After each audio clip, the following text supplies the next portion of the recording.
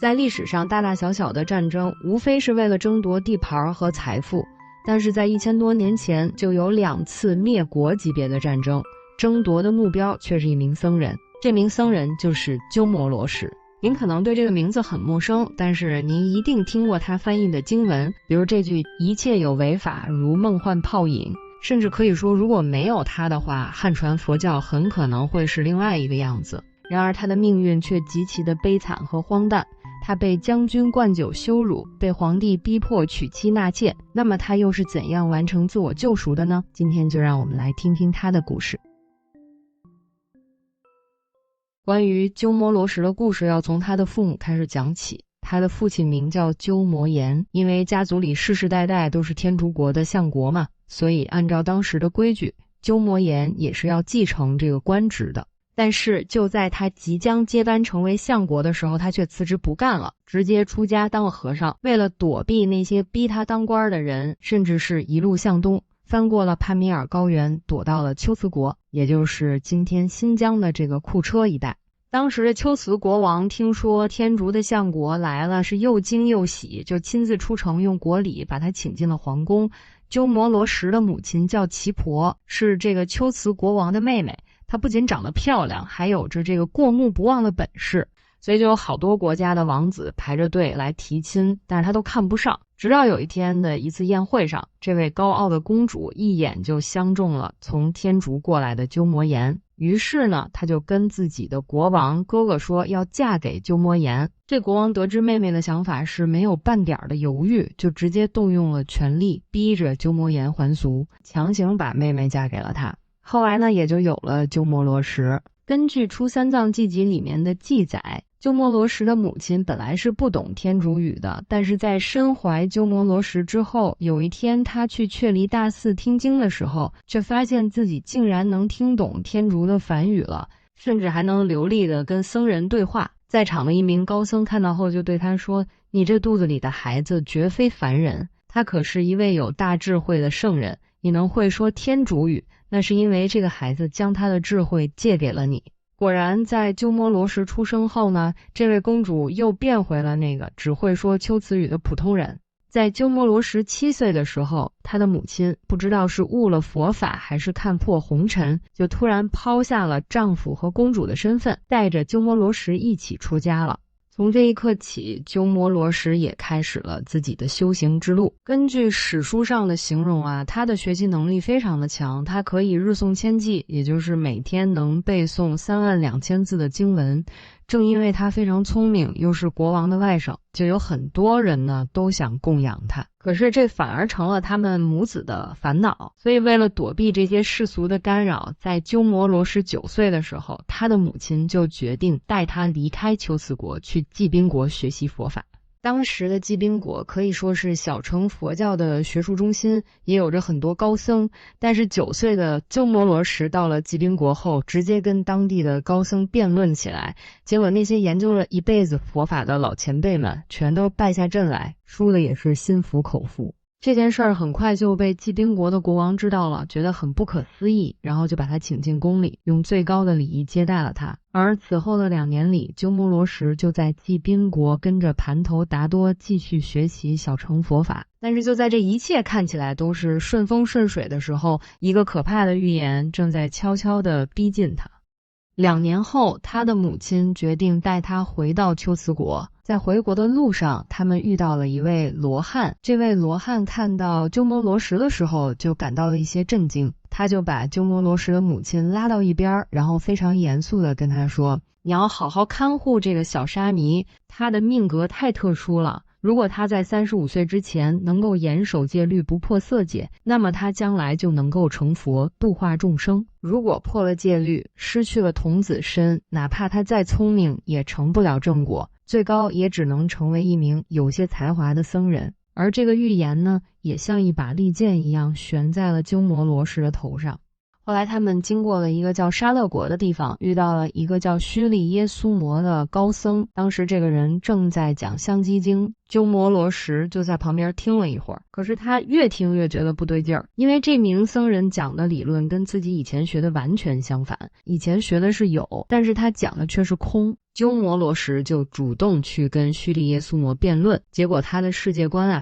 被這一次辯論徹底的顛覆了。他突然意識到自己以前引以為傲的那些知識雖然精妙，但是卻像眼前的金粉一樣，雖然好看，卻也遮住了視線。他明白了，講求普度眾生和空性的大乘佛教才是終極的真理。幾年之後，之前在罽賓國的師父盤頭達多得知他改學大乘佛教，就不遠萬里的來到龜茲國找他辯論。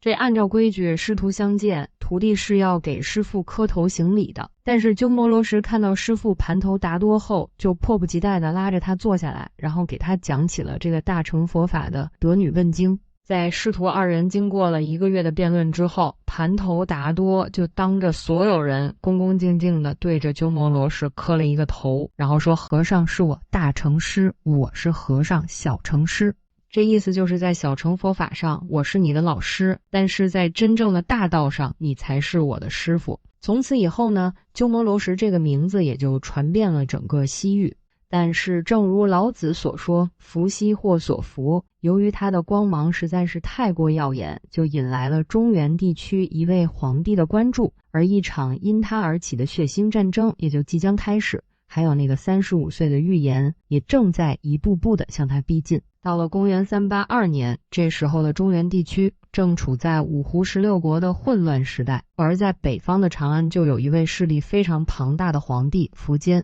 這個人有個特殊的癖好，就是喜歡收集人才，無論是美女大將還是高僧，都得招募過來為己所用。這有一天，苻堅的太史官就對他說：“陛下啊，臣昨晚是夜觀天象，發現西域那邊出現了一顆異星，這顆星光芒萬丈，氣衝牛斗，所以西域必定是出現了一位有大智慧的聖人。”苻堅一聽，眼睛都亮了，然後就派人四處打探，最終就鎖定了龜茲國的鳩摩羅什。而他招募鳩摩羅什的方法也非常直接，就是去搶。於是他就派出了大將呂光，又給了他7萬精銳的騎兵去攻打這個小小的龜茲國。公元384年，呂光的軍隊就兵臨龜茲國的城下，龜茲國王也試圖抵抗，奈何雙方的軍隊的差距實在是太大，結果就是龜茲國被破城，國王被殺。士兵們衝進皇宮和寺廟，搶奪金銀財寶，焚燒經書。當然還有那個最重要的任務，抓到鳩摩羅什。呂光本來以為被皇帝奉為大師的鳩摩羅什應該是一位仙風道骨的老神仙，可是當他看到鳩摩羅什的時候，卻驚訝地發現他只是一個普通的年輕人，心裡就充滿了不屑。這種輕視也轉化成了惡意。於是呂光就冒出了一個極其下流的想法，他要捉弄鳩摩羅什，毀掉他最珍貴的東西，就是他的戒律和尊嚴。而此時的鳩摩羅什剛好34歲，關於他35歲的預言也就即將成真。戰爭勝利後的一個晚上，呂光正在擺慶功宴，被當成戰利品的鳩摩羅什就被押到了宴席上，呂光就讓手下強行給他灌酒，但是他還覺得不夠刺激，又把從皇宮裡抓來的龜茲國的公主也帶了出來，推到了鳩摩羅什的懷裡，強迫讓鳩摩羅什娶了公主，然後還把他們倆一起關進了房子裡。在酒精的麻醉和強權的逼迫下，鳩摩羅什真的在35歲之前破了戒律，但這卻只是噩夢的開始。而接下來他要面對的是命運對他更加殘酷的折磨。就在呂光帶着鳩摩罗什回長安復命的路上，走到涼州的時候，收到消息，皇帝苻堅在淝水之戰中戰敗，被叛將姚苌殺死。呂光知道後就琢磨，國家亡了，皇帝也死了，我還回去幹什麼？涼州這個地方就易守難攻，乾脆就在這裡自立為王。於是呂光就在涼州稱帝，然後建立了後涼。這呂光是當皇帝了，但鳩摩羅什可就慘了，他被強行扣留在了涼州整整17年。在這17年裡，呂光根本不讓他傳教，也不讓他翻譯經書，只是做一些占卜吉凶陪太子下棋這種雞毛蒜皮的事情。出三藏記集也寫道，運其經法無所宣化，意思就是說滿腹的佛法和智慧只能藏在心裡，根本就沒有機會講給世人聽。但是就在他快要絕望的時候，長安城又發生了變故。那個殺了苻堅的姚家建立了後秦，新上任的皇帝叫姚興。這個姚興跟之前的那些土匪軍閥不一樣，他有文化也有信仰。在他知道鳩摩羅什被囚禁在涼州的时候，是非常的心痛。於是在公元401年，姚興率領着後秦的軍隊就攻破了涼州，滅掉了本就搖搖欲墜的後涼。而此時已經51歲的鳩摩羅什也跟着姚興回到了長安城。鳩摩羅什來到長安城後，也迎來了他一生中最輝煌的時期。皇帝姚興對他也非常尊敬，就把自己珍藏的經書拿給鳩摩羅什看。因為他本來就是天竺人，又被關在涼州17年，也精通漢語，所以他在看過這些經書後，就發現了很多地方翻譯的根本不對，甚至是漏洞百出。於是他就決定親自翻譯一套最精準、最優美的正版佛經。皇帝姚興也非常支持，为了讓鳩摩羅什能夠專心的翻譯佛經，他就把自己的皇家園林讓出來給鳩摩羅什，甚至還給他配備了一支由800名高僧和學者組成的團隊。這個翻譯的過程也非常的有意思。鳩摩羅什並不是一個人對照着原版佛經寫，而是他念一句，大家就一起討論一句，所以翻譯出來的經文既保留了原文的意思，又像詩歌一樣的優美。比如《金剛經》中的這句，一切有為法，如夢幻泡影，如露亦如電，應作如是觀。如果故事到這裡就結束，鳩摩羅什即便因為破戒沒有成佛，晚年能安心的翻譯經文，也可以稱得上是一段佳話。但是更離譜的事兒呢，還在後面。這事兒壞就壞在皇帝姚興實在是太欣賞鳩摩羅什了，以至於他產生了一個很奇葩的想法。他就想，鳩摩羅什智力這麼高，血脈又這麼珍貴，這要是斷了後，那豈不是全人類的損失嗎？於是姚興就賜給鳩摩羅什一座豪宅，然後又給了他10名歌女，逼着他納妾生子，還下達了死命令，不讓他住寺廟，就在這個豪宅裡面傳宗接代。這對於把一生都獻給佛法的高僧來說是何等的羞辱。所以從此以後，鳩摩羅什每次講經之前呢，都會先自嘲地說，譬如臭泥中生蓮花，但採蓮花勿取臭泥。意思就是我就像是爛泥裡長出來的蓮花，你們只採花就可以了，千萬不要取下面的爛泥。但是並不是所有人都能理解他的苦衷。有很多年輕的和尚看着師父住着豪宅，身邊還有美女，心裡就難免產生疑問。有些人就會想，師父能破戒，我們是不是也可以呢？難道修行到最高的境界就可以享受榮華富貴嗎？鳩摩羅什也明白，這種風氣一旦傳開，那整個僧團就完了。於是在一次集會上，他就當着所有弟子的面，從缽盂裡拿出一把鋼針塞到了嘴裡，然後吞了下去。弟子們滿臉不可思議地看着鳩摩羅什，也不明白師父要幹什麼。而吞下鋼針的鳩摩羅什很平靜地對着弟子們說，你們誰要是能像我一樣吞下這些鋼針，就可以跟我一樣娶妻納妾。要是做不到，那你們就好好的遵守戒律。從此以後，那些想入非非的和尚們也都斷了破戒的念頭。在長安的這幾年裡，鳩摩羅什留下了300多卷，多達幾百萬字的正統佛經。但是他這一生太過荒誕，作為一名破戒的僧人，翻譯出來的經書該如何讓人相信呢？